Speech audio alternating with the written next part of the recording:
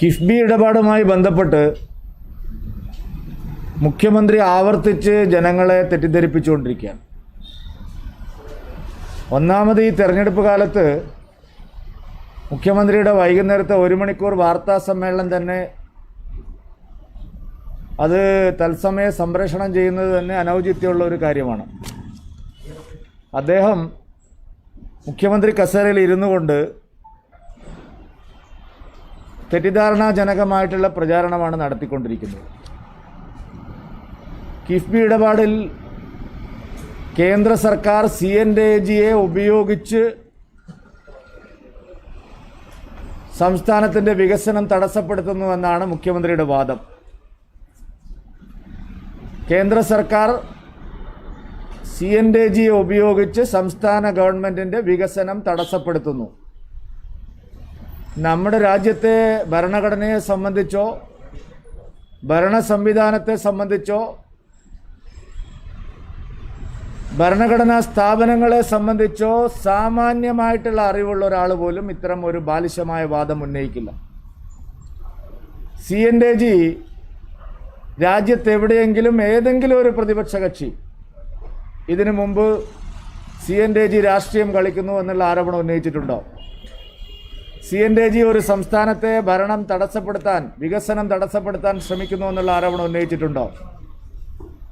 സംസ്ഥാനത്തെ ഒരു മുതിർന്ന രാഷ്ട്രീയ നേതാവായിട്ടുള്ള ശ്രീ പിണറായി വിജയൻ CPIMൻ്റെ പോളിറ്റ് ബ്യൂറോ മെമ്പറാണല്ലോ. മുഖ്യമന്ത്രി കസേരയിൽ ഇരുന്നുകൊണ്ട് ഇങ്ങനെ ജനങ്ങളെ പരിഹസിക്കുന്നത്, ജനങ്ങളെ കബളിപ്പിക്കാൻ പരിഹാസ്യമായിട്ടുള്ള വാദങ്ങൾ ഉന്നയിക്കുന്നത് മുഖ്യമന്ത്രി കസേരയ്ക്ക്, അദ്ദേഹത്തിൻ്റെ പദവിക്ക് ചേർന്ന പണിയല്ല അദ്ദേഹം നടത്തിക്കൊണ്ടിരിക്കുന്നത്. CNAGക്ക് ഓഡിറ്റ് ചെയ്യുന്നതിൽ കുഴപ്പമില്ലെന്നും CNAG കിഫ്ബിയുടെ ഓഡിറ്റിംഗ് 3-4 തവണ നടത്തിയിട്ടുണ്ടെന്നാണല്ലോ മുഖ്യമന്ത്രിയുടെ വാദം. പിന്നെന്താ ഇപ്പോൾ ഇത്ര പ്രയാസം? ഇപ്പോൾ CNAG പരിശോധിക്കാൻ വരുന്നു, അല്ലെങ്കിൽ CNAG ചില അഭിപ്രായങ്ങൾ പറയുന്നു എന്ന് പറയുമ്പോൾ ഇത്ര വെപ്രാളം എന്താ? CNAG 3-4 തവണ ഓഡിറ്റിംഗ് നടത്തിയതാണ്, പരിശോധിച്ചതാണ് കിഫ്ബി ഇടപാടുകൾ എന്ന് പറയുന്ന മുഖ്യമന്ത്രി ഇപ്പോൾ ഇങ്ങനെ ഉറഞ്ഞു തുള്ളുന്നതിൻ്റെ കാരണം എന്താണ്? ഉത്തരം പകൽ പോലെ വ്യക്തമാണ്. കിഫ്ബി ഇടപാടിൽ വലിയ തോതിലുള്ള അഴിമതി നടന്നിരിക്കുന്നു, അത് കണ്ടുപിടിക്കപ്പെടും എന്നുള്ള വേവലാതിയാണ് മുഖ്യമന്ത്രിയെ വേട്ടയാടുന്നത്. CNAG ചില കാര്യങ്ങൾ ചോദിച്ചു, അതിന് വ്യക്തമായിട്ടുള്ള ഉത്തരവില്ല. മുഖ്യമന്ത്രി പറയുന്നത് കരടിലില്ലാത്ത കാര്യങ്ങൾ CNAG ഇപ്പോൾ പറയുന്നു എന്നാണ്. എങ്ങനെയാണ് കണ്ടത് പുള്ളി? CNAGയുടെ റിപ്പോർട്ട് എങ്ങനെ മുഖ്യമന്ത്രി കണ്ടു? CNAG കരടിലില്ലാത്ത കാര്യങ്ങൾ പറയുന്നു എന്നുള്ള കാര്യം മുഖ്യമന്ത്രി എങ്ങനെയാണ് സ്ഥിരീകരിക്കുന്നത്? ആര് പറഞ്ഞിട്ടാണ് സ്ഥിരീകരിക്കുന്നത്? CNAG റിപ്പോർട്ട് മുഖ്യമന്ത്രി വായിച്ചിട്ടുണ്ടോ? വായിച്ചിട്ടുണ്ടെങ്കിൽ ആ സ്ഥാനത്തിരിക്കാൻ മുഖ്യമന്ത്രി യോഗ്യനല്ല. നിയമസഭയിൽ ടേബിൾ ചെയ്യുന്നതിന് മുമ്പ് CNAG റിപ്പോർട്ട് ധനകാര്യമന്ത്രിയും മുഖ്യമന്ത്രിയും വായിച്ചു എന്ന് പറഞ്ഞാൽ അത് മാത്രം മതി ഈ സംസ്ഥാന ഗവൺമെൻറ്റിനെ പിരിച്ചുവിടാൻ. ഭരണഘടനാ വിരുദ്ധമായിട്ടുള്ള കാര്യമാണ് ശ്രീ പിണറായി വിജയൻ ചെയ്യുന്നത്. നമ്മുടെ നാട്ടിൽ നിലവിലുള്ള ഭരണ സംവിധാനം, നമ്മുടെ നിയമവാഴ്ച, നമ്മുടെ നിലവിലുള്ള ഭരണനിർവഹണ രീതി, ഭരണഘടന അനുസരിച്ചുള്ള കാര്യങ്ങളൊന്നുമല്ല ഇവിടെ നടക്കുന്നത്. ശ്രീ പിണറായി വിജയൻ എങ്ങനെയാണ് CNAG റിപ്പോർട്ട് കണ്ടു എന്ന് പറയുന്നത്? കിഫ്ബി ഇടപാടിൽ ഒന്നും മറച്ചു വെക്കാനില്ലെങ്കിൽ CNAG പരിശോധിച്ചാൽ എന്താ കുഴപ്പം? എല്ലാ അനുമതിയോടും കൂടിയാണ് വായ്പ എടുക്കുന്നതെന്നാണ് ധനകാര്യമന്ത്രി പറയുന്നത്. ഞങ്ങൾക്ക് എല്ലാ അനുമതിയുണ്ട്, ഞങ്ങൾക്ക് RBIയുടെ അനുമതിയുണ്ട്, വിദേശത്തു നിന്ന് വായ്പ എടുക്കാനുള്ള എല്ലാ നിയമപരമായിട്ടുള്ള അവകാശങ്ങളും ഉണ്ടെങ്കിൽ പിന്നെ എന്തിനാ പേടിക്കുന്നു? CNAG ഭരണഘടനാ വിരുദ്ധമായിട്ടുള്ള ഒരു കാര്യം പറയുമോ?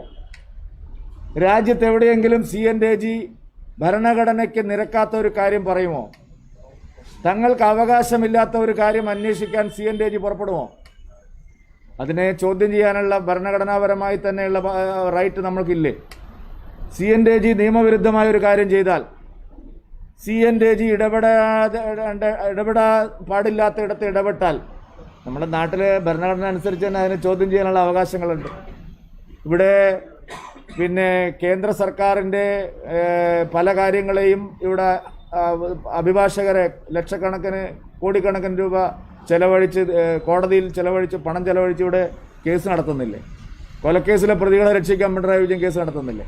നമ്മളെ നികുതി പണം എടുത്തല്ലേ കൊലക്കേസിലെ പ്രതികളെ രക്ഷിക്കാൻ ഇവിടെ കേസ് നടത്തുന്നത്? എന്താണ് സി എൻ ജിയോടുള്ള പിണറായി വിജയൻ്റെ എതിർപ്പിനുള്ള അടിസ്ഥാനം എന്നുള്ളതാണ് ചോദ്യം. ആ ചോദ്യം വളരെ വ്യക്തമാണ്. കിഫ്ബി മാനദണ്ഡങ്ങൾ ലംഘിച്ചുകൊണ്ടാണ് വായ്പ എടുത്തിരിക്കുന്നത്. കിഫ്ബി വായ്പ എടുക്കുന്നതിന് മതിയായിട്ടുള്ള അനുമതി തേടിയിട്ടില്ല. വിദേശത്തു നിന്ന് വായ്പ എടുക്കുന്നതിന് ആവശ്യമായിട്ടുള്ള കാര്യങ്ങൾ മസാല ബോണ്ടിൻ്റെ കാര്യത്തിൽ ഉണ്ടായിട്ടില്ല. വായ്പയുടെ കാര്യത്തിലും മസാല ബോണ്ടിൻ്റെ കാര്യത്തിലും ഉണ്ടായിട്ടില്ല. അത് നിയമവിരുദ്ധമായിട്ടാണ് ചെയ്തിരിക്കുന്നത്. കിഫ്ബി എടുത്തിരിക്കുന്ന വായ്പയെക്കുറിച്ച് സംശയം വന്നിരിക്കുകയാണ്. അതിനേക്കാൾ കുറഞ്ഞ പലിശയ്ക്ക് കിട്ടേണ്ട വായ്പ വേറെ പല കാരണങ്ങളാൽ കൂടിയ പലിശയ്ക്ക് എടുത്തു എന്നുള്ളതാണ് പ്രധാനപ്പെട്ട ചോദ്യം. അതിന് നിങ്ങൾക്ക് ഉത്തരം പറയാൻ കഴിയില്ല. അങ്ങനെ കടമെടുത്ത് കൊണ്ടുവരുന്ന പണം ടെൻഡർ മാനദണ്ഡങ്ങളൊന്നും പാലിക്കാതെ 8,000 കോടിയൊക്കെയാണ് ഓരോരുത്തർ കൊടുക്കാൻ തീരുമാനിച്ചത്. ആര് പറഞ്ഞിട്ടാണ് ഇത് കൊടുക്കുന്നത്? ഊരാളുങ്കൽ ലേബർ കോൺട്രാക്ട് സൊസൈറ്റിക്ക് 8,000 കോടി രൂപയുടെ പദ്ധതി കൊടുക്കാൻ എന്താണ് അവകാശം? അപ്പോൾ നമ്മുടെ നാട്ടിൽ നടക്കുന്ന സംസ്ഥാന സർക്കാർ പദ്ധതി എന്ന് കൊട്ടിഘോഷിക്കുന്ന പല കാര്യങ്ങളും അഴിമതി നടത്താനുള്ള ഉപാധിയാക്കി മാറ്റുകയാണ്. തോമസ് ഐസക്കിൻ്റെ വിദേശ ബന്ധത്തെക്കുറിച്ച് ഞാൻ ആവർത്തിച്ച് പറഞ്ഞുകൊണ്ടിരിക്കുകയാണ്. അദ്ദേഹം അതിനൊരു ലീഗൽ നോട്ടീസ് പോലും അയക്കുന്നില്ല. ഞാൻ അടിസ്ഥാനരഹിതമായിട്ടുള്ള കാര്യങ്ങൾ പറയുന്നു എന്നാണ് പറഞ്ഞത്. അടിസ്ഥാനരഹിതമായിട്ടുള്ള കാര്യങ്ങളാണ് നോട്ടീസ് അയക്കുക. നമുക്ക് നോക്കാം. തോമസ് ഐസക്ക് കിഫ്ബി ഇടപാടിൽ അഴിമതി നടത്തി എന്നുള്ളത് വ്യക്തമായിട്ടും അന്വേഷിച്ചാൽ തെളിയും. തോമസ് ഐസക്കിൻ്റെ മസാല ബോണ്ടും കിഫ്ബിയിലെ മറ്റിടപാടുകളും സാമ്പത്തിക ലാഭം വെച്ചുകൊണ്ടുള്ള വ്യക്തിപരമായിട്ടുള്ള സാമ്പത്തിക ലാഭം വെച്ചുകൊണ്ടുള്ള നടപടികൾ ഉണ്ടായിട്ടുണ്ട്. മസാല ബോണ്ടിൽ അനധികൃതമായിട്ടുള്ള ഇടപെടലുകൾ നടന്നിട്ടുണ്ട്. കിഫ്ബിയുടെ പദ്ധതി നടത്തിപ്പിൽ വലിയ അഴിമതി നടന്നിട്ടുണ്ട്. 2 പ്രധാനപ്പെട്ട ആരോപണങ്ങളാണ് ഞങ്ങൾ ഉന്നയിച്ചത്. ഞങ്ങൾ കിഫ്ബിക്ക് ഇവിടെ പ്രവർത്തിക്കാൻ അവകാശമില്ലെന്നോ കിഫ്ബിക്കെതിരെ ഒരു വ്യാജ പ്രചരണവും നടത്തുന്നില്ല. മസാല ബോണ്ടിലും വിദേശ വായ്പയിലും പല വഴിവിട്ട ഇടപാടുകളും നടന്നിരിക്കുന്നു. അന്വേഷിക്കാൻ ധൈര്യം ഉണ്ടാവും. കിഫ്ബി നടപ്പാക്കുന്ന പദ്ധതികളിൽ, വികസന പദ്ധതികളിൽ നിലവിലുള്ള നിയമങ്ങൾ ലംഘിച്ച് അഴിമതിക്ക് കളമൊരുക്കുന്നു. ഈ 2 ആരോപണങ്ങളാണ് ഞങ്ങൾ ഉന്നയിച്ചത്. ഈ 2 ആരോപണങ്ങളെ സംബന്ധിച്ചും അന്വേഷിക്കാൻ ധൈര്യം കാണിക്കാത്തവർ ഇപ്പോൾ CNTG കുറ്റം പറയുകയാണ്. CNTG അന്വേഷിച്ചാൽ, അല്ലെങ്കിൽ CNTG ചില കാര്യങ്ങൾ ചോദിച്ചാൽ അതിന് വ്യക്തമായിട്ട് മറുപടി പറഞ്ഞാൽ പോരെ? എന്തിനാ റിപ്പോർട്ട് മേശപ്പുറത്ത് വെക്കുന്നതിന് മുമ്പ് പരസ്യപ്പെടുത്തി രാഷ്ട്രീയ വിവാദം ഉണ്ടാക്കുന്നത്? CAGയുടെ ചോദ്യങ്ങൾക്കുള്ള മറുപടി ഭരണഘടനാപരമായി നൽകുകയാണ് യഥാർത്ഥത്തിൽ ഒരു ഗവൺമെൻറ് ചെയ്യേണ്ടത്. CAG സംശയങ്ങൾ ചോദിച്ചാൽ അത് ദൂരീകരിക്കാനുള്ള ബാധ്യത സ്റ്റേറ്റ് ഗവൺമെൻറ്റിനുണ്ട്. ഈ കേരളത്തിൽ ഒരു സംസ്ഥാനം മാത്രമൊന്നുമല്ലല്ലോ. ഇന്ത്യയിൽ ഒരു സംസ്ഥാനങ്ങൾക്കും ഇല്ലാത്ത അധികാരം കേരളത്തിനുണ്ട് എന്ന് ശ്രീ പിണറായി വിജയൻ ധരിക്കരുത്. നമ്മുടെ രാജ്യം ഒരു ഫെഡറൽ ഭരണഘടനാ വ്യവസ്ഥ അനുസരിച്ച് പ്രവർത്തിക്കുന്നതാണ്. കേന്ദ്ര സംസ്ഥാനത്തിനെല്ലാം വ്യക്തമായിട്ടുള്ള ഇടപെടാനും ഇടപെടാതിരിക്കാനൊക്കെയുള്ള നിയമങ്ങളും പരിധികളും പരിമിതികളും എല്ലാം ഉണ്ട്. അതിന് നിയമത്തിനുള്ളിൽ നിന്ന്, ഭരണഘടനയ്ക്കുള്ളിൽ നിന്ന് മറുപടി കൊടുക്കുന്നതിന് പകരം CNTG റിപ്പോർട്ട് പൊളിച്ചു നോക്കി അതിനെ രാഷ്ട്രീയ പ്രചരണമാക്കിയതിന് പിന്നിൽ അഴിമതി മൂടിവെക്കാനാണ്. തങ്ങൾക്കെതിരെ ഉയർന്നു വന്നിരിക്കുന്ന ആരോപണങ്ങളെ തടയിടാൻ പുതിയ വാദങ്ങൾ ഉന്നയിക്കുകയാണ്. കേന്ദ്ര സംസ്ഥാന തർക്കമാക്കിയിട്ട് ഇതിനെ മാറ്റുകയാണ് ശ്രീ പിണറായി വിജയൻ ചെയ്യുന്നത്. ദുഷ്ടലാക്കോടുകൂടിയാണ് ആ പ്രചരണം. കേന്ദ്ര സംസ്ഥാന തർക്കം ഇവിടെ ഉദിക്കുന്നേയില്ല. വികസന പ്രവർത്തനങ്ങൾക്ക് കേന്ദ്രം തടസ്സം നിൽക്കുന്നു. മനസാക്ഷിയില്ലാത്ത ന്യായമാണ് ശ്രീ പിണറായി വിജയൻ പറഞ്ഞത്. താങ്കൾക്ക് മനസാക്ഷിയില്ല എന്ന് എനിക്കറിയാം. എന്നാലും ഇത്തരം മനസാക്ഷിക്ക് വിരുദ്ധമായിട്ട് സംസാരിക്കരുത്. 50,000 കോടി രൂപയാണ് കേരളത്തിലെ നാഷണൽ ഹൈവേ വികസനത്തിന് നിതിൻ ഗഡ്കരി തന്നെ തന്നത് എന്ന് പരസ്യമായി പറഞ്ഞ ആളാണ് ഇപ്പോൾ കേരളത്തെ കേന്ദ്രം അവഗണിക്കുന്നു എന്ന് പറഞ്ഞത്. ഏത് കാര്യത്തിനാണ് കേരളത്തെ കേന്ദ്രം അവഗണിച്ചത്? UPA ഗവൺമെൻറ്റുമായി താരതമ്യം ചെയ്താൽ ഏത് കാര്യത്തിനാണ് കേന്ദ്രം കേരളത്തെ അവഗണിച്ചത് എന്ന് വസ്തുതാപരമായിട്ട് പറയാൻ ശ്രീ പിണറായി വിജയൻ തയ്യാറാവുമോ? ടാക്സ് ഷെയർ കുറഞ്ഞിട്ടുണ്ടോ? കേരളത്തിന് കിട്ടേണ്ട ഏതെങ്കിലും ഒരു വിഹിതം കുറഞ്ഞിട്ടുണ്ടോ? കേരളം ആവശ്യപ്പെടാത്ത കാര്യങ്ങൾ പോലും കേന്ദ്രം കൊടുത്തിട്ടുണ്ട്. ഇൻഫ്രാസ്ട്രക്ചർ ഡെവലപ്മെൻറ്റിന് ഇത്രയേറെ സാമ്പത്തിക സഹായം നൽകിയ ഒരു കാലം ഉണ്ടായിട്ടില്ല. നാഷണൽ ഹൈവേ വികസനത്തിന് ആരാണ് ഇത്രയും പണം തന്നത്? ഗെയിൽ പദ്ധതി പൂർത്തിയാക്കാൻ ചോദിക്കുന്നതിന് മുമ്പ് പണം തന്നില്ലേ? ഇപ്പം നടപ്പാക്കുന്ന ജൽജീവൻ മിഷൻ പദ്ധതി ആര് തന്നതാണ്? കർഷകർക്ക് വേണ്ടി ആനുകൂല്യം കൊടുക്കുന്ന പദ്ധതികൾ മുഴുവൻ ആര് തന്നതാണ്? 8 മന്ത്രിമാരുണ്ടായിരുന്ന UPA ഭരണകാലത്ത് കിട്ടിയതിനേക്കാൾ എത്രയോ 10 മടങ്ങ് ഇരട്ടി സഹായമാണ് കേരളത്തിന് കേന്ദ്രം നൽകിയിരിക്കുന്നത്. കള്ളപ്രചരണം നടത്തുന്നതിന് മുമ്പ് ശ്രീ പിണറായി വിജയൻ എത്ര സഹായം കേന്ദ്രത്തിൻ്റെ വകയായിട്ട് കേരളത്തിൻ്റെ വികസന പ്രവർത്തനത്തിന് കിട്ടിയെന്ന് പരസ്യപ്പെടുത്താൻ തയ്യാറാണ്. കേന്ദ്ര സഹായം കേരളത്തിലെ വികസന പദ്ധതികൾക്ക് കഴിഞ്ഞ 2 വർഷത്തിനിടയിൽ എത്ര കിട്ടിയെന്നെങ്കിലും പരസ്യപ്പെടുത്താൻ ശ്രീ പിണറായി വിജയൻ തയ്യാറാവണം. കേരളത്തെ കേന്ദ്രം അവഗണിക്കുന്നു എന്നുള്ളത് പച്ചക്കള്ളമാണ്. മന്ത്രിസഭയിലെ അംഗങ്ങൾ ജി സുധാകരൻ പരസ്യമായിട്ട് പറഞ്ഞതാണ്. കേന്ദ്രം ഇതുപോലെ കൈയയച്ച് സഹായിച്ച ഒരു കാലവും കേരളത്തിൻ്റെ കാര്യത്തിൽ ഉണ്ടായിട്ടില്ല.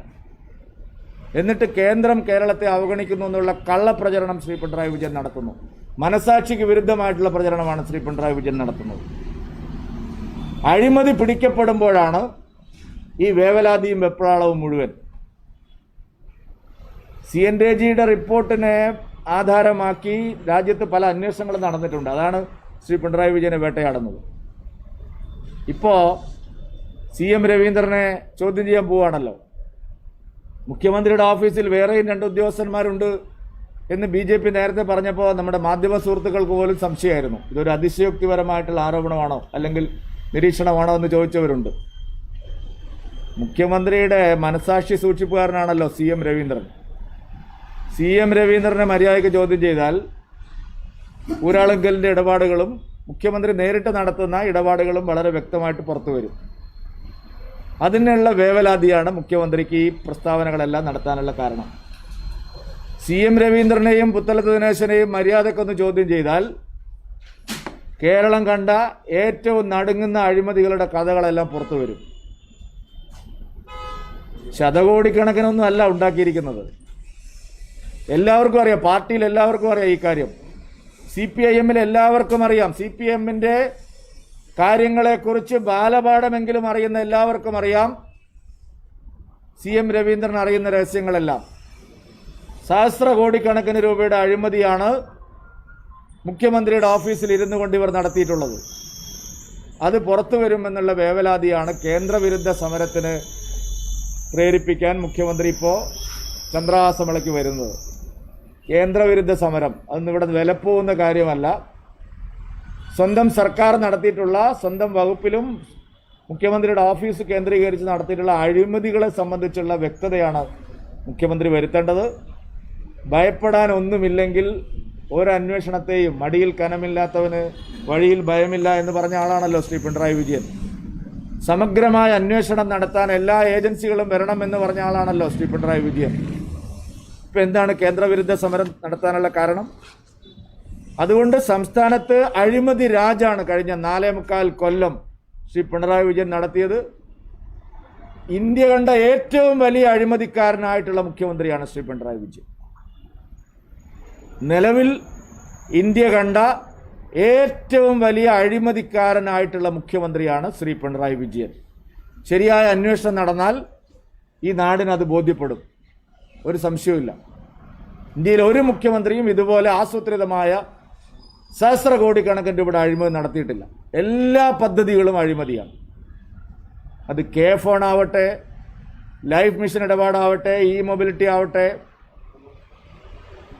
കിഫ്ബിയിലെ മറ്റ് പദ്ധതികളാവട്ടെ, ഈ ഗവൺമെൻറ് കഴിഞ്ഞ 4.5 കൊല്ലം നടപ്പാക്കിയ എല്ലാ കാര്യങ്ങളിലും അഴിമതിയാണ്. അഴിമതി ഇല്ലാത്ത ഒരു കാര്യം പോലും നടന്നിട്ടില്ല. അതിനെല്ലാം മുഖ്യമന്ത്രി ഉപയോഗിച്ചിരിക്കുന്നത് ഒന്ന് ശിവശങ്കറിനെയാണ്, മറ്റൊന്ന് CM രവീന്ദ്രനെയാണ്. അതുകൊണ്ടാണ് ഞാൻ ആദ്യ ദിവസം മുതലേ പറയുന്നത്, ഈ അഴിമതിയുടെ എല്ലാം സൂത്രധാരൻ മറ്റാരുമല്ല ശ്രീ പിണറായി വിജയൻ തന്നെയാണ്. ഇന്ത്യ കണ്ട ഏറ്റവും വലിയ അഴിമതിക്കാരനായിട്ടുള്ള മുഖ്യമന്ത്രിയാണ് ശ്രീ പിണറായി വിജയൻ. അദ്ദേഹത്തിൻ്റെ അഴിമതികൾ മറച്ചു വയ്ക്കാനാണ് ഭരണഘടനാ സ്ഥാപനങ്ങളെ വെല്ലുവിളിക്കുന്നത്. കേന്ദ്രവിരുദ്ധ സമരമുണ്ടാക്കാനുള്ള വൃഥാശ്രമം, പാഴ്ശ്രമം ശ്രീ പിണറായി വിജയൻ നടത്തുന്നത് ഇത് കേരളം തിരിച്ചറിയുക തന്നെ ചെയ്യും. UDF-ന് ഇക്കാര്യം മിണ്ടാനുള്ള ധാർമ്മികതയൊന്നുമില്ല. UDFും കൈയിട്ട് വാരുന്ന കാര്യത്തിൽ മത്സരമാണ്. LDFും UDFും ജനങ്ങളെ കൊള്ളയടിക്കുന്ന കാര്യത്തിൽ മത്സരത്തിലാണ്. അഴിമതിക്കാരുടെ മത്സരമാണ് കേരളത്തിൽ നടക്കുന്നത്. നീയോ ഞാനോ എന്നുള്ള മത്സരമാണ് അഴിമതിയുടെ കാര്യത്തിൽ UDFും LDFും നടത്തുന്നത്. ഈ തദ്ദേശ തെരഞ്ഞെടുപ്പും വരാനിരിക്കുന്ന സംസ്ഥാന നിയമസഭാ തെരഞ്ഞെടുപ്പും ഈ കാര്യത്തിൽ ജനങ്ങളുടെ ശക്തമായിട്ടുള്ള വികാരം പ്രതിഫലിക്കുന്നതായിരിക്കും. LDFന് പകരം UDF എന്നുള്ള പരമ്പരാഗത രീതി ഈ തെരഞ്ഞെടുപ്പോടുകൂടി അവസാനിക്കുമെന്നുള്ളതാണ് സത്യം. ഭാരതീയ ജനതാ പാർട്ടിയും ദേശീയ ജനാധിപത്യ സഖ്യവും ഈ നാട്ടിലെ ജനങ്ങളുടെ മുന്നിൽ ഈ കാര്യങ്ങളാണ് പ്രധാനമായിട്ടും ചർച്ചാ വിഷയമാക്കുന്നത്. ഇവിടെ ഒരു കാര്യം സൂചിപ്പിക്കാനുള്ളത്, തെരഞ്ഞെടുപ്പ് കമ്മീഷനെ ഉപയോഗിച്ചുകൊണ്ട്, തെരഞ്ഞെടുപ്പ് ഉദ്യോഗസ്ഥന്മാരെ ഉപയോഗിച്ചുകൊണ്ട് വ്യാപകമായിട്ടുള്ള കൃത്രിമങ്ങളും ക്രമക്കേടുകളും ഈ തെരഞ്ഞെടുപ്പിൽ നടക്കുകയാണ്. തിരുവനന്തപുരം ജില്ലയിൽ മാത്രം നടന്ന ചില കാര്യങ്ങൾ ഞാൻ സൂചിപ്പിക്കാൻ ആഗ്രഹിക്കുന്നു. തിരുവനന്തപുരം കോർപ്പറേഷനിൽ BJP അധികാരത്തിൽ വരുമെന്ന് ഉറപ്പായതോടുകൂടി തെരഞ്ഞെടുപ്പ് ഉദ്യോഗസ്ഥന്മാരെ ഉപയോഗിച്ചുകൊണ്ട് BJP സ്ഥാനാർത്ഥികൾക്കെതിരെ മത്സരിക്കുന്ന അപരന്മാർക്കെല്ലാം BJPയുടെ തെരഞ്ഞെടുപ്പ് ചിഹ്നമായിട്ട് സാമ്യമുള്ള ചിഹ്നം എല്ലാ വാർഡുകളിലും കൊടുത്തിരിക്കും. റോസാപ്പ് കൊടുത്തിരിക്കുകയാണ് തൊട്ട് മുകളിൽ അല്ലെങ്കിൽ തൊട്ട് താഴെ. താമര ചിഹ്നത്തിൻ്റെ തൊട്ട് മുകളിലോ തൊട്ട് താഴെയോ ആയി അപരന്മാർക്ക് എല്ലാവർക്കും എല്ലാ വാർഡുകളിലും റോസാപ്പ് കൊടുത്തിരിക്കുകയാണ്. ഇത് തെരഞ്ഞെടുപ്പ് ഉദ്യോഗസ്ഥന്മാരുടെ അറിവോടുകൂടിയാണ്. അത്തരം ഉദ്യോഗസ്ഥന്മാരെ ആരൊക്കെയാണെന്ന് ഞങ്ങൾ പരിശോധിച്ചിട്ടുണ്ട്. CPMന് വേണ്ടി വിടുപണി ചെയ്യുന്ന അത്തരം ഉദ്യോഗസ്ഥന്മാരെ വിശദമായിട്ട് ഞങ്ങൾ മനസ്സിലാക്കിയിട്ടുണ്ട്, അവരുടെ രാഷ്ട്രീയ പശ്ചാത്തലവും മറ്റും. ഈ കോർപ്പറേഷനിൽ മാത്രം കഴക്കൂട്ടം, പവടിക്കോണം, അമ്പലത്തറ, പാപ്പനംകോട്, വഞ്ചിയൂർ, ഇടവക്കോട് തുടങ്ങിയ വാർഡുകളിൽ നേരെ താഴെയോ മുകളിലോ ആയിട്ട് റോസാപ്പൂ കൊടുത്തിരിക്കുകയാണ്. അതായത് ഒരേ പേരും സമാനമായിട്ടുള്ള രണ്ട് ചിഹ്നങ്ങളും. തെരഞ്ഞെടുപ്പിൻ്റെ സാമാന്യ മര്യാദ അറിയുന്ന ആരെങ്കിലും ഇത് ചെയ്യുമോ? ഞങ്ങളെ തോൽപ്പിക്കാനാണ് ഉദ്ദേശമെങ്കിൽ അത് ഞങ്ങൾക്കറിയാം അതെങ്ങനെയാണ് അത് കൈകാര്യം ചെയ്യേണ്ടത്. ഭാരതീയ ജനതാ പാർട്ടി അങ്ങനെയുള്ള ഉമ്മാക്കി കണ്ട് പേടിക്കുന്ന പാർട്ടിയൊന്നുമല്ല. പക്ഷെ നമ്മുടെ ജനാധിപത്യ സംവിധാനത്തെ പരിഹസിക്കുന്ന, തെരഞ്ഞെടുപ്പ് സംവിധാനത്തെ, സമ്പ്രദായത്തെ പരിഹസിക്കുന്ന ഒരു രീതിയാണ്. നിങ്ങൾ മാധ്യമപ്രവർത്തകരോ പൊതുജനങ്ങളോ കേട്ടുകേൾവിയുള്ള സംഭവമാണോ? അപരന്മാരെ മുഖ്യ രാഷ്ട്രീയ കക്ഷിയുടെ കൂടെ തന്നെ ചിഹ്നം കൊടുക്കുക, ഒരേ താഴെ മുകളിലായിട്ട് സമാനമായിട്ടുള്ള ചിഹ്നം കൊടുക്കുക. വേറെ എത്ര ചിഹ്നം ഉണ്ട് ഇവിടെ കൊടുക്കാൻ? എല്ലാ വാർഡിലും ഒരേ ചിഹ്നം എങ്ങനെ കൊടുക്കുന്നു? CPM ഉദ്യോഗസ്ഥന്മാരെ ഉപയോഗിച്ചുകൊണ്ടുള്ള രാഷ്ട്രീയ നീക്കമാണ് നിങ്ങൾ നടത്തുന്നതെങ്കിൽ അതിന് അതേ നാണയത്തിൽ തന്നെ തിരിച്ചടിക്കാൻ ഞങ്ങൾ തയ്യാറാവും. ആ ഉദ്യോഗസ്ഥന്മാർ ഒരു കാര്യം ഓർമ്മിക്കുന്നത് നല്ലതാണ്, ഇതൊരു ജനാധിപത്യ സമ്പ്രദായമാണ്. ഇവിടെ ബഹുകക്ഷി അടിസ്ഥാനത്തിലുള്ള തെരഞ്ഞെടുപ്പാണ് നടക്കുന്നത്. നിങ്ങളുടെ ഇഷ്ടക്കാരായിട്ടുള്ള പാർട്ടിക്കാരെ സഹായിക്കാനല്ല നിങ്ങളെ ഉദ്യോഗസ്ഥന്മാരാക്കി വെച്ചിരിക്കുന്നത്. നിങ്ങൾ അതിരുവിട്ട കളിയാണ് കളിക്കുന്നതെങ്കിൽ അതിനെ അതേ നാണയത്തിൽ തന്നെ കൈകാര്യം ചെയ്യാൻ ഞങ്ങളും നിർബന്ധിതമാകും എന്ന് പറയാൻ ഞാൻ ഈ അവസരം ഉപയോഗിക്കാം. ജനാധിപത്യ സംവിധാനത്തിൽ പാലിക്കേണ്ട മര്യാദയും മാന്യതയും അത്തരം ഉദ്യോഗസ്ഥന്മാർ കാണിക്കണം. നിങ്ങൾക്ക് ശമ്പളം തരുന്നത് AKG സെൻറ്റർ എന്നാണെന്ന് നിങ്ങൾ കരുതരുത്. പിണറായി വിജയൻ്റെ ദാസ്യവേല ചെയ്യാനല്ല ഇത്തരം ഉദ്യോഗസ്ഥന്മാരെ നിയമിച്ചിരിക്കുന്നത്. ആര്യനാട് ജില്ലാ പഞ്ചായത്ത് ഡിവിഷനിൽ, തിരുവനന്തപുരം ജില്ലാ പഞ്ചായത്തിൽ ഇത്തവണ പട്ടികജാതി അധ്യക്ഷനാണ്. ആര്യനാട് ജില്ലാ പഞ്ചായത്ത് ഡിവിഷൻ പട്ടികജാതി സീറ്റ് ഞങ്ങൾ ജയിക്കാൻ സാധ്യതയുള്ള സീറ്റാണ്. CPMൻ്റെ മറ്റ് 2 സ്ഥലത്തെയും പട്ടികജാതി സ്ഥാനാർത്ഥികൾ പരാജയപ്പെടുന്നവർക്ക് ഉറപ്പായി. അപ്പോൾ ആര്യനാട് ജില്ലാ പഞ്ചായത്ത് ഡിവിഷനിൽ ഷൈനി രാജേന്ദ്രൻ എന്ന് പറയുന്ന ഞങ്ങളുടെ സ്ഥാനാർത്ഥിയെ ഞങ്ങൾ ചിഹ്നം കൊടുത്തിട്ടും ആ ചിഹ്നത്തിൻ്റെ പേപ്പർ അവർ വലിച്ചു കളഞ്ഞു. എന്നിട്ട് ആ സ്ഥാനാർത്ഥിക്ക് ഇപ്പോൾ ചിഹ്നമില്ല. ജില്ലാ കലക്ടറോട് എല്ലാ കാര്യങ്ങളും വിശദമായിട്ട് ഞങ്ങൾ സംസാരിച്ചതാണ്. പക്ഷേ അദ്ദേഹത്തിന് രാജാവിനേക്കാൾ വലിയ രാജഭക്തി എന്ന് പറയുന്നത് പോലെ യജമാന ഭക്തി കൂടുതലാണ്. ചിഹ്നം തരാൻ തയ്യാറായില്ല കലക്ടർ. തെരഞ്ഞെടുപ്പ് ഉദ്യോഗസ്ഥന്മാരെ സമീപിച്ചിട്ടും സംസ്ഥാന തെരഞ്ഞെടുപ്പ് കമ്മീഷനെ സമീപിച്ചിട്ടും നീതി കിട്ടിയില്ല. അവിടെ ഞങ്ങൾക്ക് ദേശീയ പാർട്ടിയുടെ ചിഹ്നമില്ല. സാധാരണ നിലയിൽ ഇത്തരം പരാതികൾ ഉണ്ടാകുമ്പോൾ, ദേശീയ പാർട്ടികൾ മത്സരിക്കുമ്പോൾ ഒന്നിലധികം സ്ഥാനാർത്ഥികൾ ഒരേ പാർട്ടിയുടെ ആളുകളായിട്ട് വരുന്നുണ്ടെങ്കിൽ സാധാരണ നിലയിൽ തെരഞ്ഞെടുപ്പ് ഉദ്യോഗസ്ഥന്മാർ വിളിച്ചു ചോദിക്കുകയും പരിശോധിക്കുകയും ചെയ്യും. ഭാരതീയ ജനതാ പാർട്ടിയുടെ സ്ഥാനാർത്ഥി എന്ന് എഴുതി കൊടുത്തിട്ടും തെരഞ്ഞെടുപ്പ് ഉദ്യോഗസ്ഥന്മാർ ഇത് സംബന്ധിച്ച് ഒരാശയവിനിമയം നടത്തില്ല. അവർ പറയുന്നത് ഇപ്പോൾ ഫയലിൽ ആ ചിഹ്നമില്ലെന്നാണ്. 2000-ലധികം വാർഡുകളിൽ ഞങ്ങൾ നാമനിർദ്ദേശ പത്രിക കൊടുത്തിട്ടുണ്ട്. ഇവിടെ ഒരു വാർഡിൽ പോലും ഈ പരാതി ഉണ്ടായിട്ടില്ല. ഒരു ജില്ലാ പഞ്ചായത്ത് ഡിവിഷനിൽ, പ്രധാനപ്പെട്ട ഒരു ഡിവിഷനിൽ താമരയുടെ ചിഹ്നത്തിൻ്റെ സർട്ടിഫിക്കറ്റ് ഇല്ല എന്നുള്ള ആ സർട്ടിഫിക്കറ്റ് അവിടുത്തെ ഉദ്യോഗസ്ഥന്മാർ വലിച്ചു കളഞ്ഞു. എന്നിട്ട് അവിടെ ചിഹ്നം നിഷേധിച്ചിരിക്കുകയാണ്. യഥാസമയം ഞങ്ങൾ ചൂണ്ടിക്കാണിച്ചിട്ടും അത് പരിഹരിക്കാൻ തെരഞ്ഞെടുപ്പ് കമ്മീഷൻ തയ്യാറായില്ല. ഇതെല്ലാം കാണിക്കുന്നത് BJP വിജയിക്കുമെന്നുള്ളതിൽ പരിഭ്രാന്തി പൂണ്ട ആളുകൾ ചെയ്യുന്ന പണിയാണ്. പക്ഷെ അതൊന്നും ഞങ്ങളെ സംബന്ധിച്ച് അത്തരം മോലപ്പാമ്പുകളൊന്നും ഞങ്ങളെ ബാധിക്കുന്ന വിഷയമല്ല.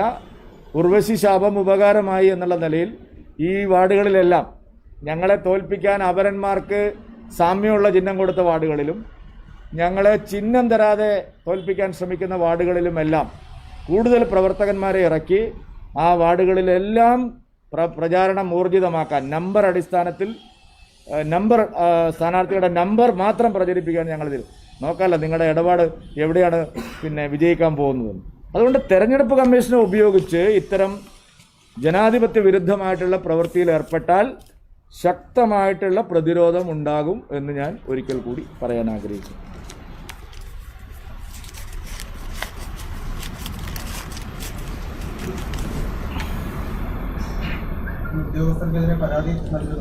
തീർച്ചയായിട്ടും ഇന്നിപ്പോൾ കോർപ്പറേഷനിലെ എല്ലാ സ്ഥാനാർത്ഥികളും തെരഞ്ഞെടുപ്പ് കമ്മീഷനെ കാണാൻ പോവുകയാണ്.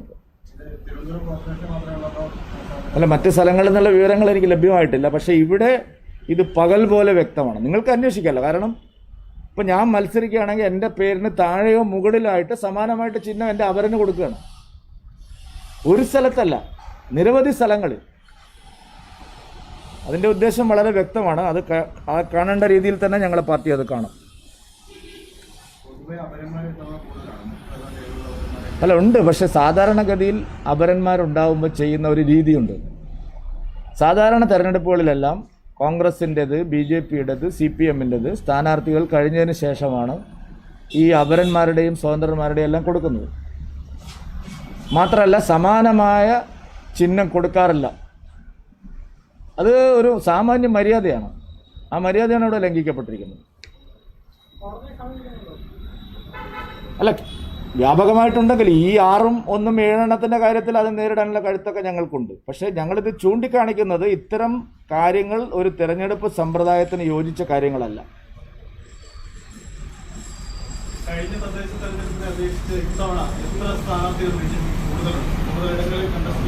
കഴിഞ്ഞ തവണത്തെ അപേക്ഷിച്ച് 5000-ത്തിലധികം സ്ഥലങ്ങളിൽ കൂടുതൽ സ്ഥാനാർത്ഥികളെ നിർത്തി. BJP ഒരു മൈനർ പ്ലെയർ ആണ് എന്നാണ് തോമസ് പറയുന്നത്. രാജ്യത്ത് തന്നെ മൈക്രോസ്കോപ്പിക് മൈനർ പ്ലെയർ ആയിട്ടുള്ള പാർട്ടിയുടെ നേതാവാണ് ശ്രീ തോമസ് ഐസക്. 0.5% അവർക്ക് ഇന്ത്യ രാജ്യത്ത് ഇട്ടിരിക്കുന്ന വോട്ട്. ഞങ്ങൾക്ക് കഴിഞ്ഞ തെരഞ്ഞെടുപ്പിൽ തന്നെ 16% വോട്ടിട്ട്. ഞങ്ങൾ മൈനർ പ്ലെയർ ആണെങ്കിൽ അവർ മൈക്രോസ്കോപ്പിക് മൈനർ പ്ലെയർ ആണ്.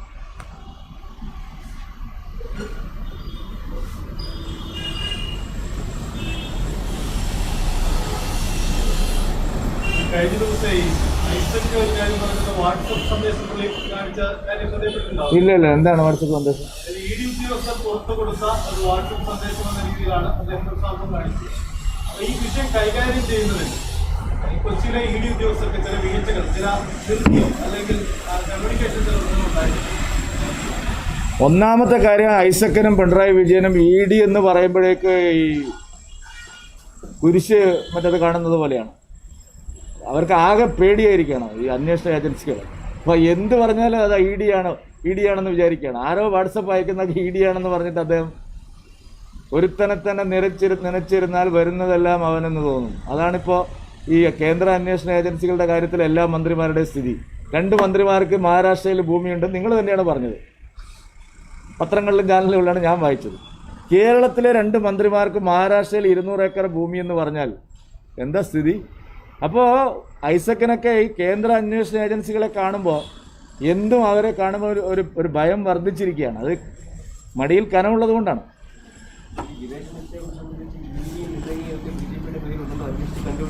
അല്ല, അത് അന്വേഷിക്കാതിരിക്കാനാണല്ലോ ഇപ്പം നിയമം ഉണ്ടാക്കിയിരിക്കുന്നത്. CBI വരാൻ പാടില്ലെന്നല്ല ഇപ്പം തീരുമാനിച്ചിരിക്കുന്നത്.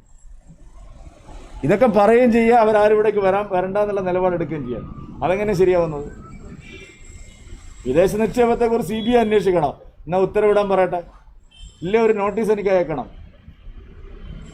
മുഖ്യമന്ത്രിയുടെ ഓഫീസിലെ 2 ഉദ്യോഗസ്ഥരുടെ കാര്യം പറഞ്ഞു. CM രവീന്ദ്രന്റെ പേര് പലവട്ടം പുറത്തു വന്നതാണ്. അപ്പോൾ താങ്കൾ ഉത്തരം ദിനേശിന്റെ പേര് പറഞ്ഞു. ഉത്തര ദിനേശനുണ്ട്, ഇനിയുണ്ട് പറയാം. ഉത്തര ദിനേശനും CM രവീന്ദ്രനുമാണ് ഈ കാര്യങ്ങളെല്ലാം അറിയുന്നത്.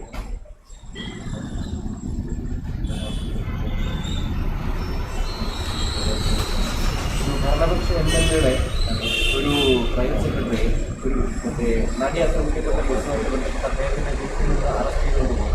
ഭരണപക്ഷ MLA ആണ്. അത് സാധാരണ ഈ മുഖ്യമന്ത്രിയായിട്ട് ബന്ധപ്പെട്ടുള്ള അന്വേഷണ നടത്തുന്നത് CM രവീന്ദ്രനെ ചോദ്യം ചെയ്യുന്നു, അല്ലെങ്കിൽ സൂചനകളൊക്കെ നടത്തുന്നത് സ്വാഭാവികമായിട്ടും മുഖ്യമന്ത്രിയെ ചോദ്യം ചെയ്യണം എന്നതാണ് മുന്നോട്ട് വെച്ച BJP. ഈ ഇദ്ദേഹത്തെ ചോദ്യം ചെയ്യുമ്പോൾ MLA ചോദ്യം ചെയ്യണം എന്നൊരാവശ്യം മുന്നോട്ട് വയ്ക്കാത്തതാണ്. സ്ത്രീകളെ സംരക്ഷിക്കാനാണല്ലോ 118A കൊണ്ടുവന്നത്. ഈ ഗവൺമെൻറ് രാജിവെച്ച് പോയാൽ തീരുന്നതേ ഉള്ളൂ സ്ത്രീകളുടെ പ്രശ്നം. ഈ ഗവൺമെൻറ് സ്ത്രീകൾക്കെതിരായിട്ടുള്ള കടന്നാക്രമണങ്ങളുടെ ഏത് കേസിലാണ് സത്യസന്ധമായ അന്വേഷണം നടത്തിയത്? ഒരു കേസിലും അന്വേഷണം നടത്തിയിട്ടില്ല. നിങ്ങൾ പരിശോധിച്ചോളൂ. എല്ലാ കേസുകളും അട്ടിമറിക്കാൻ വാളയാർ അട്ടിമറിച്ചു. UDF ഗവൺമെൻറ്റിൻ്റെ കാലത്ത് വലിയ വിവാദമായിരുന്ന എല്ലാ സ്ത്രീപീഡന കേസുകളും അട്ടിമറിച്ചു. ഈ ഗവൺമെൻറ് വന്നതിന് ശേഷം നടന്ന എല്ലാ സ്ത്രീപീഡന കേസുകളും അട്ടിമറിച്ചു. സ്ത്രീകളുടെ കാര്യത്തിൽ നിയമം കൊണ്ടുവരാൻ ശ്രമിച്ചത് എന്തിനാണെന്ന് എല്ലാവർക്കും അറിയാം. അപ്പോൾ അതുകൊണ്ട് സ്ത്രീകളുടെ ഉന്നമനത്തിൻ്റെ കാര്യത്തിലും സ്ത്രീ സുരക്ഷയുടെ കാര്യത്തിലും പിണറായി വിജയൻ സർക്കാരിനെ പോലെ ഇത്രയും കാപട്യം കാണിച്ച ഒരു ഗവൺമെൻറ് നമ്മുടെ രാജ്യത്തുണ്ടായിട്ടില്ല. അല്ല, അത് മുഖ്യമന്ത്രി എന്താ പറയാത്ത? 1 മണിക്കൂർ തെരഞ്ഞെടുപ്പ് കാലത്ത് നിങ്ങളെ മാധ്യമങ്ങളെ എല്ലാം ഉപയോഗിച്ച് അദ്ദേഹം പ്രസംഗിക്കുകയല്ലേ. എനിക്ക് മാധ്യമങ്ങളോട് ഒരു അപേക്ഷയുണ്ട്. ഈ 1 മണിക്കൂർ സമയം നിങ്ങൾ ലൈവായിട്ട് മുഖ്യമന്ത്രിക്ക് ഈ സന്ദർഭത്തിൽ കൊടുക്കുന്നത് ഒരു അനൗചിത്യം അക്കാര്യത്തിലുണ്ട്. 1 മണിക്കൂർ നിങ്ങൾ പൂർണ്ണമായിട്ട് ലൈവ് കൊടുക്കുകയാണ് അദ്ദേഹത്തിൻ്റെ രാഷ്ട്രീയ പ്രചരണത്തിന്. ഞങ്ങളൊക്കെ വല്ലതും പറഞ്ഞാൽ ഒരു 2 മിനിറ്റിൽ നിങ്ങൾ അവസാനിപ്പിക്കുകയാണ്. അത് ജനാധിപത്യ സംവിധാനത്തിൽ ശരിയായിട്ടുള്ള കാര്യമല്ല. അത് വളരെ വലിയൊരു അനൗചിത്യം അതിലുണ്ട്. സംസ്ഥാന മുഖ്യമന്ത്രി വൈകുന്നേരം 1 മണിക്കൂർ നേരം ലൈവ് സംപ്രേഷണം നിങ്ങൾ കൊടുക്കുക. എന്നിട്ട് അത് മുഴുവൻ അദ്ദേഹത്തിൻ്റെ രാഷ്ട്രീയ പ്രചരണം നടത്തുക. അങ്ങനെയാണ് ഞങ്ങൾക്കെല്ലാം ഒരു അരമണിക്കൂറെങ്കിലും തരണം. ഞാനിത് സംബന്ധിച്ച് ചാനൽ മേധാവികൾക്ക് ഒരു കത്തയക്കണം തീരുമാനിച്ചിരിക്കുകയാണ്. അപ്പോൾ നിങ്ങൾ ചോദിച്ചുകൊണ്ട് ഞാൻ പറഞ്ഞതേയുള്ളൂ. അങ്ങനെ 1 മണിക്കൂർ വൈകുന്നേരം മുഖ്യമന്ത്രിക്ക് നിങ്ങൾ കൊടുത്താൽ ഒരു അരമണിക്കൂർ ഞങ്ങളെപ്പോലുള്ള പാർട്ടികൾക്കും തരണം.